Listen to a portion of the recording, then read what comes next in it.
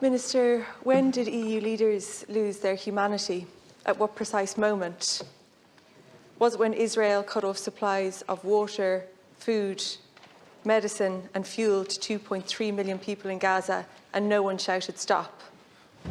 Was it when more than 5,000 children were slaughtered and no one shouted stop?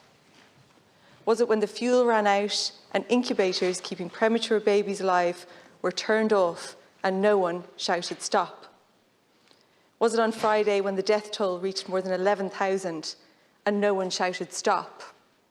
Or was it at the weekend when they had to stop counting the bodies and still no one shouted stop? Minister, ordinarily I'm proud to be part of Europe. I'm a supporter of the European project. I believe in its aims of peace, justice, security and prosperity. I also believe in its values. Those values are human dignity, freedom, democracy, equality, the rule of law and human rights. European leaders claim to believe in these values and are tasked with prioritising and protecting them. They travel the world to autocratic and authoritarian regimes and urge them to adopt those very values. But their response to Gaza has highlighted the hypocrisy of their moralising. Today, those values feel like a slogan, a marketing blurb. It doesn't seem like they mean anything or have any power. How else can we explain the EU's despicable response to the slaughter in Gaza? More than 5 weeks of carnage and still no unified call for a ceasefire. As recently as Sunday, the EU's High Representative for Foreign Affairs released a statement which could only call for a humanitarian pause of slaughter and contained no criticism of Israel for its savagery.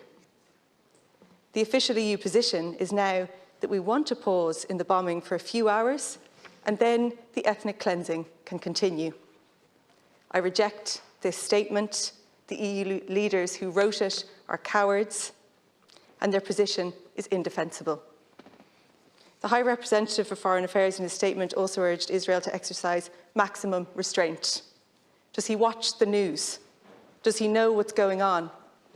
A child in Gaza is killed every 10 minutes, more than 100 UN aid workers massacred, more than 40 journalists deliberately assassinated, many of them targeted in their homes, and their entire families wiped out as collateral damage. Does this sound like restraint? Does this sound like proportionate? Does it sound legal? Because it's not.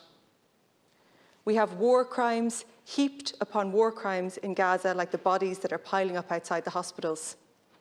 It now seems clear that those European values cannot be found in leaders in Brussels or indeed in the UK or the United States.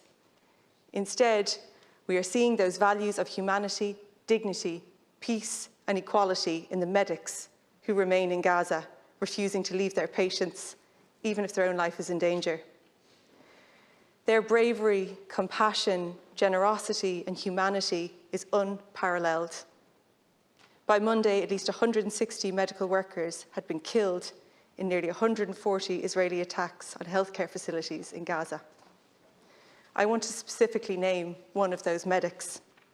Dr. Haman Alo was Gaza's only nephrologist. He was not killed at Shifa Hospital where he worked. He was murdered in an Israeli strike on his home, along with his father on Saturday. Dr. Alo had done several interviews with Western media. In his last interview, he was asked why he didn't leave Gaza for his own protection, and he became emotional. He said, "And if I go, who treats my patients? We are not animals. We have the right to receive proper health care. You think I went to medical school only to think about my life and not my patients? This is not the reason I became a doctor." The West is complicit in Dr. Alo's murder. He leaves behind a wife and 2 young children. The refusal of most Western leaders to shout stop and demand a ceasefire has led to thousands of deaths. Israel is killing with impunity. According to the World Health Organization, Gaza is now a graveyard for children. Minister, more children died in Gaza in just the first 3 weeks of this onslaught than those killed in every global conflict since 2019. Every day, 180 women in Gaza give birth, 15% of whom will experience complications and need medical care that is currently unavailable. According to UNICEF, 1 million children don't have access to enough clean water. The lack of basic medical supplies means that medics are performing amputations on children without anaesthetic. Think about that. A child having a foot amputated without anaesthetic, while just 20 kilometres away in Ashkelon, people visit beachfront cafes and attend nightclubs. It's actually difficult to comprehend. Minister, I recognise that the Irish government has done more than most in the EU to advocate for a ceasefire, but that's just evidence of how low the bar is. Words of condemnation are not enough. We need action. There must be consequences for the crimes perpetrated by Israel on a captive civilian population in Gaza. This cannot be allowed to go on. The trade deal between the EU and Israel has a human rights clause, which means that respect for human rights is supposed to form the bedrock of the deal. The Social Democrats aren't the only one who believe this clause should be triggered and the trade deal should be suspended. The Belgian Deputy Prime Minister, Petra de Sutter, and 30 MEPs, including Fianna Fáil MEP Barry Andrews, have advocated for the same thing. We are asking the Irish Government to work with like-minded EU leaders and MEPs to advocate for this. Because Europe is Israel's biggest trading partner, economic sanctions would hurt. The Taoiseach told me this wasn't an option because people in the EU differ. So it wasn't possible to even contemplate a suspension of the deal. I'd like to remind him that the deal is a legal contract with a clear and unambiguous clause that mandates the defence of human rights. That is not a subjective opinion. It is a legal obligation, it is a part of a trade deal, and it must be enforced. Israel also has access to a €95 billion EU fund called Horizon Europe for research and development. Access to that lucrative funding stream should be suspended on similar terms. There are measures we can take in this country too.